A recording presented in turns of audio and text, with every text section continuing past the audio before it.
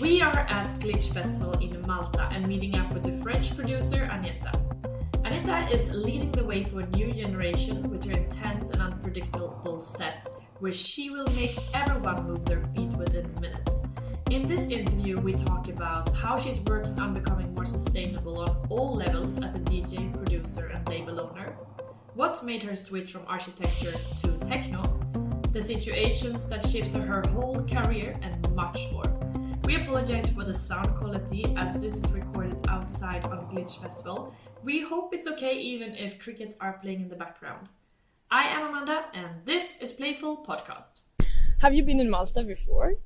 Yeah, I played twice in the club, Liquid Club, and never for the Glitch Festival. First time? Yeah. Are you excited? Yeah, of course. Yeah? It was super fun, the opening yesterday. I'm so excited for tonight. It's gonna be so fun. 2 o'clock you're on. At 2, Yes. I guess. So nice. I'm excited. Yeah. Do you have time for a little nap before you go on?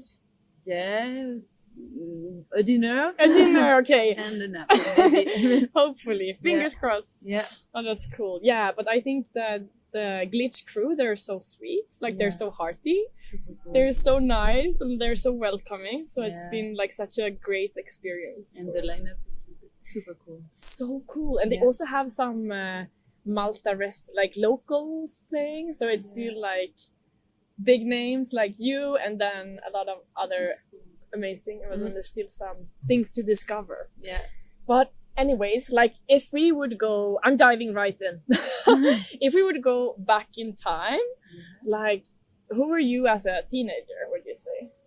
I would say I was like a shy teenager, like arty. I wanted like to be different from other. Like I was like customize my clothes, doing a lot of painting, graffiti, doing sports, and obviously listening a lot of music from different sides. Yeah. So your musical introduction came natural early on? From my parents, because they were listening a lot of music, more underground side, like new wave and electronic music. So yeah, I always had this in my life since the beginning. Yeah. Yeah. And when did you also play an instrument, or did your first introduction? I did not did some listen piano, Yeah. but not so much. No. It wasn't. Now I start music to do music with like turntable, like vinyl and records. How did you learn then? Was it YouTubing or? I start to do like with the tractor stuff, like because I didn't have like money to buy records, so but I wanted to start with records, so I bought like a tractor, and it was easy because it was on the screen you can see the waveforms, so I learned by the waveforms how to understand the track and the beat and the BPM and etc. And after I play only record when I can afford like to buy more records and to have a collection. And after Beers! beer, perfect. So discreet. Thank you. Cheers. Cheers. Hola. Ura. I'm so like thirsty that I'm pouring it all over myself. So good. Yeah. Like the beer after you, but especially when you land after flying, It's the beer perfect. is like, Yeah, and it's so, it's a good beer. yeah, I don't know what it is, but it's good beer. Wish I could make some commercial. Actually, to make some commercial, the local beer here is so, I think it's probably this one. Yeah, it's this one. Perfect. It's really, shishi or something. What? Yeah. Something. Oh, sorry. Yeah. And then, do you know like your first gigs also? First gigs, I think it was in Bordeaux because I come from Bordeaux, and it was in the little bar because my dad knows the owner of this bar. It's called Azuli, and it was like during my just after like school, so it was just for fun. And after the real gigs came later in Paris when I moved to Paris with Blocos, my whole collective. And Yeah. Oh, cool. Were you nervous the first time you played, or how did it feel? yes, because it was actually my first gig with records, and I don't know, I had like just 20 records in my collection because I didn't have money to have a big collection, so I played those 20 records and that's it. But It yeah, was the best records you. Yeah, it went well. Yeah. I was super nervous, but Also so fun. Like you played all the 20 records Yeah. that were your favorites that you put in, like invested in purchasing. yeah, It's but- beautiful actually. Yeah. But were there any options for you to like work within another field or something on the way? I start to studies like architecture because I have my degree. I studied during 6 years, so it wasn't my main goal to be a DJ because I didn't have the example of being a DJ as a professional. I don't know, past a few years ago, there were not so much example to, and especially as a woman. So I was like, yeah, I was totally focused on architecture, and after I was like, okay, it's a hobby, but I starting to have more and more gigs, and I wanted to push myself and to see what is going on with music. So I moved to London, and I started to focus only on music, and it's turned it more professional. Yeah. Did you study also something in London within the field, or you just like took No, the gigs? I finished my degree, so I was like 6 years, like super tired of architecture. So I was like, no, I wanted like free space to just to go to party, to like to watch DJ, and also to dig in a record shop, and to also introduce myself of how to produce. So, and How did you like London as a city? I wouldn't say it was for me, it wasn't the best moment of my life because I was kind of searching myself. So, but and it's a big city, so, and also I wasn't speaking so good English, so it was hard for me to find my place in this city.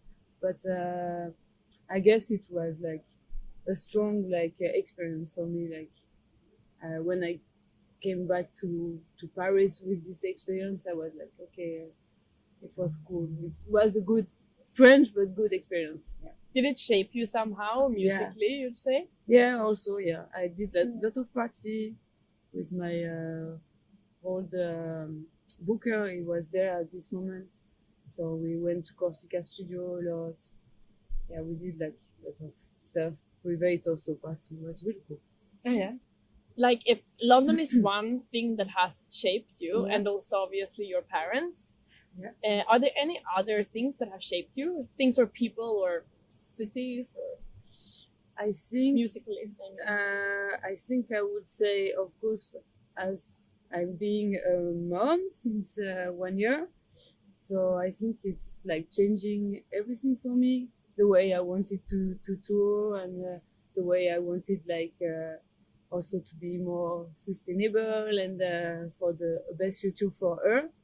And also I would say like my time during COVID, because I had this chance to have a big break, and so to think about what I did, what I achieved, and what I wanted to do more, and for the future. And it was a good moment for me, like to think about like what I want to do. Like so we built Mama Lovia the agency and this family. It's because of this time, and I was like, I don't want to tour like before like COVID, like too much gigs. Like I wanted like to slow down a little bit everything. So yeah, we built this agency to be like surrounded of good people and a great family. Yeah, how would you say that you're like now when you're like now when there's no COVID anymore, how would you say it has changed? Did it change a lot? Did you like, or did you somehow fall into traveling a lot, or how has it changed if you think of before COVID and today? Yeah, we try actually to reduce the schedule, like to save 1 week per month, and also like to not do over 8 gigs. Like when I see like some DJ like accepting like, I don't know, 20 gigs in a week, in a month, for me it's too much. I think it's not good also to show this to the new generation, because it's like kind of starification of what is a DJ like now. And I think it's wrong, because we have, for me it's the opposite. If you want to be like a sustainable DJ in the future, you have to like more like pick the right show, what you want to do really, and save time for you to be creative, to spend time with your family, to have a good balance like between gigs, because it could be like crazy, like it's insane to be a DJ. So I think for me it was like I reached a point before COVID, like it was, I almost have like a burnout. So I was like, I need to calm down, and I think like sustainability and the health of a DJ career, it's like really linked together. Yeah, exactly. Yeah. Because I guess you become aware spending also that much time in new locations and on airplanes. Exactly. It's also good like to choose like train instead of plane, even if it's take more time, but it's also more comfortable when you are in the train. It's less stress to avoid like airports. So it's like everything you have to plan it in advance, but for me it's super beneficial. Oh yeah. Yeah, it's super beneficial. Would you say, like, your daughter obviously inspired you, like you said, a lot within this, but did the interest within sustainability also start before that? I think, yeah, of course. I'm always scared of everything, like what is going on this world since last few years. I'm like, I can't even watch the news now. No, I'm like, it's horrible, like fires, and it's like in loop, and there are repeats. Yeah, everything is bad. Like, so I was like, okay, you can't close your eyes and take flight every week like that. Like, and you have to, even if you take flight, because I will not pretend to stop everything, but just think about how to do way better, how to tour. So like you can compensate, you can take a train instead of the plane, you can like slow your schedule. So there are a lot of things to do. So yeah. Exactly.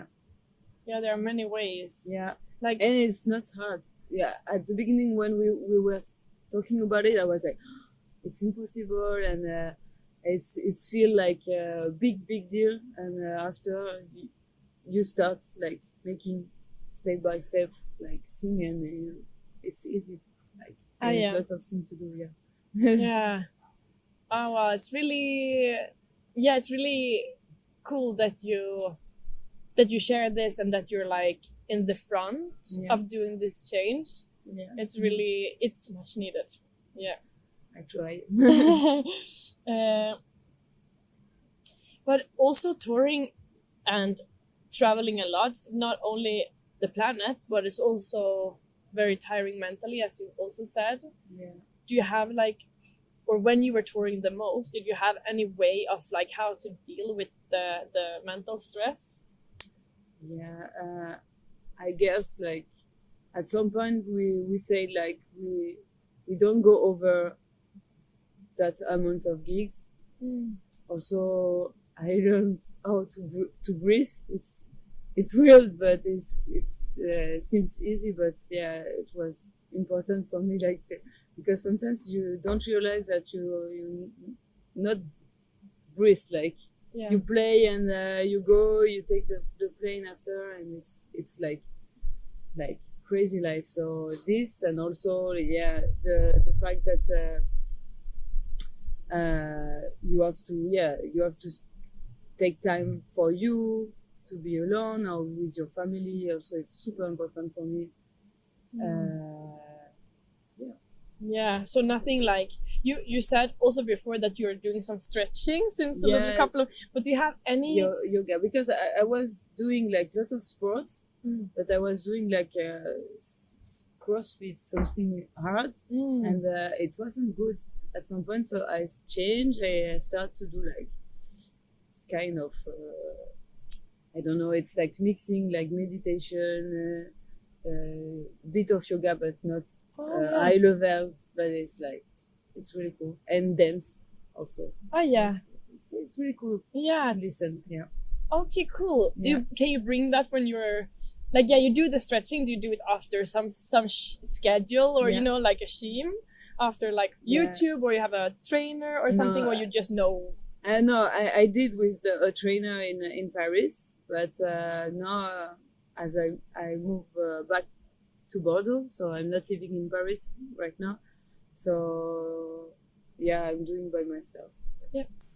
Oh yeah, another part of like sustainability is also lifting new artists and try to like make a change within the scene, like stir the pot a little bit, and that's also something that you're working for a lot. Yeah, when I launched the Mamatodia label, it was like to give a voice to newcomers and new artists. It was like for me a platform for all this beautiful music was received every day. So I was like I wanted like to show to and to share to other people. And more recently with Mama Lovia, with this family, it's also like agencies that push like newcomers and to take the example we did, all the hard work we did on me, and to give them the opportunity to have like to reach all the stuff I had, like, and we work hard to reach it. So it's really cool. Yeah. And yeah, it's also the label, the idea behind the label. It's also this collaborative track, and this is also not just me pushing artists. It's also like about an exchange with them. So it's also me. I learn a lot with those fresh music and fresh artists. It's really cool to have this exchange. Yeah. Awesome. How do you find them? SoundCloud, Bandcamp, Instagram, like everywhere. Like when I'm digging music, and sometimes when a track is exactly fitting your style, and you are happy, so you start to talk with them. And, it's cool. But no, the label is more big, so it's easier, because at the beginning it was hard because people didn't know exactly what I wanted. Like so I was approached by many producers, but wasn't exactly the style I wanted. And now it's like it's really cool because people reach me. It's like they know that it's gonna fit with the label. So it's really cool. So they send you music also. more, or also yeah. So you you still do look around, like you take your time also like on your, I wouldn't call it free time, but when you're not touring, Yeah. you just sit and like that's an interest for you also to discover new things, of course. I Yeah. mean, but like, do you have any tip on how to? Because I think that can, for me, I'm a little bit more of a newbie, but like, Yeah. how do you search for it? I mean, it's like, you know, an artist you like, you listen a podcast from him, and you look at a track you like, and after you go to Bandcamp, and there is like recommendation on the bottom, on the screen. So this, or I don't know, on YouTube. I know it's not sustainable to watch YouTube, but I mean, I'm on YouTube too.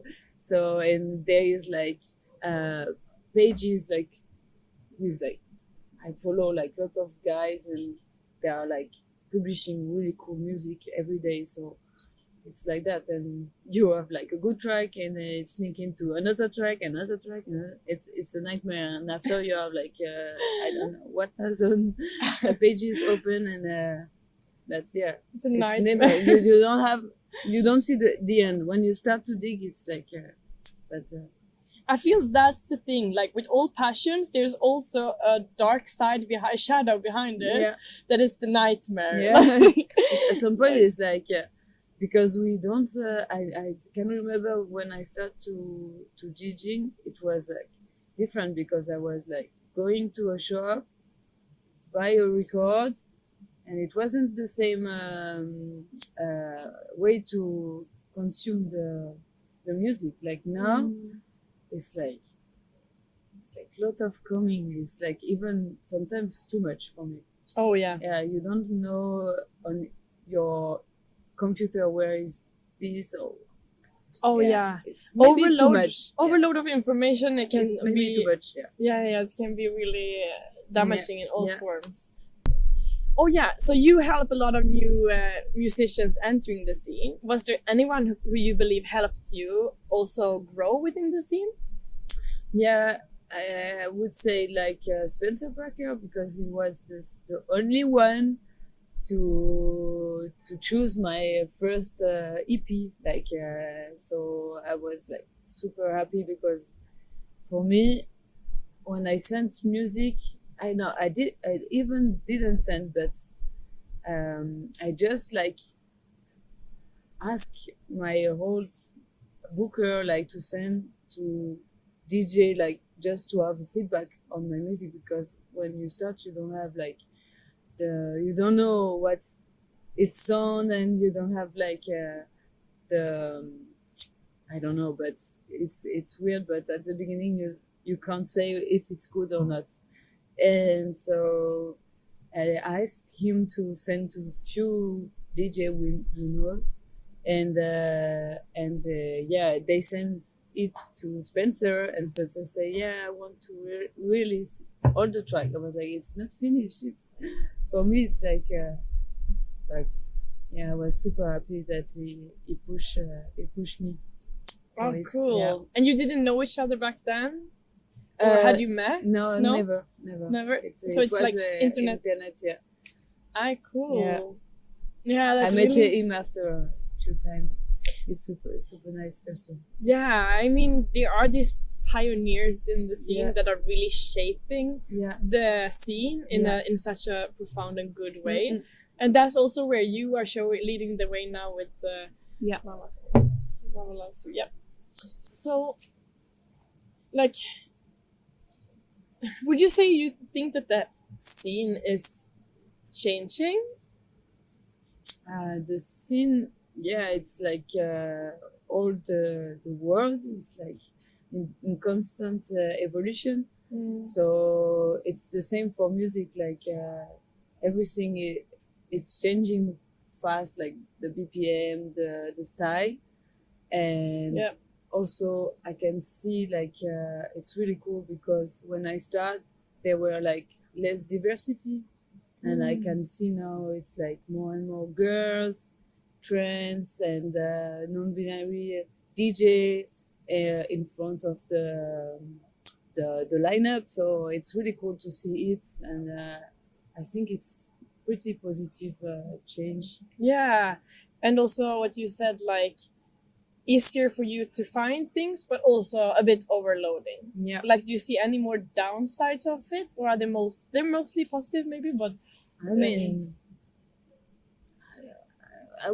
I would like keep the positive. Like there is like always negative everywhere. So I mean, things changing fast, but it's cool. It's Yeah. cool. Like, Yeah. we can see like more and more like territories they are listening like techno music. It's really cool. Like it's grow and it's perfect. growing, It's been yeah. it's really cool. It's really cool, yeah. And also like it's easier for people who don't have the economical or financial Yeah. situations. Like, well, for example, you said you could afford 20 vinyls, Yeah. but now it's easier for people who can't afford their music to at least to manage Yeah. to create what they actually want to or meant to create without the financial. Yeah. So yeah, that's some positive side as well. Side, yeah, For sure. Yeah, you mentioned sometime that you feel that we're all connected. Yeah. Is that something that like drives you also musically when you create, you'd say? Yeah, I think like just to be a DJ, it's for me like connecting track together, mixing track together, but also like it's like connecting music to the crowd, and also like the crowd like inside all the body on the dance floor together.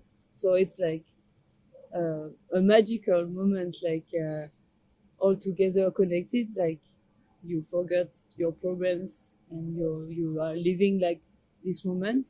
So for me it's like kind of like connection like it's all Yeah. about connection. Yeah. Is that something you can see also on your child? I was gonna say daughter, but I don't know if it's her. Yeah. But your child also, that like that that they feel the energy, like when you play tunes, that they are like you're creating an atmosphere that you can feel the children also take part of, you know, because they don't have the same perception, but sometimes of course music is music, and sometimes can you see that somehow? Yeah, it's crazy. Like I was even like shocked because I produced music when she was in my belly, but I wasn't expected her to dance, because she literally danced like this, moving with so cute. Like, okay, how did you learn it, little girl? I can't even do what she's doing at 1 year. I think it's like just the feeling of and especially techno music, but she's like really into like every repetitive noise, like the coffee matching. She's like doing this. It's crazy. Okay, so She's yeah. born with it. Yeah, I think so. Like even before Yeah. she was born, she Yeah, had maybe, it. maybe. So fun. Okay, Yeah. now we're coming to the extra material. Yeah. So a little cutty.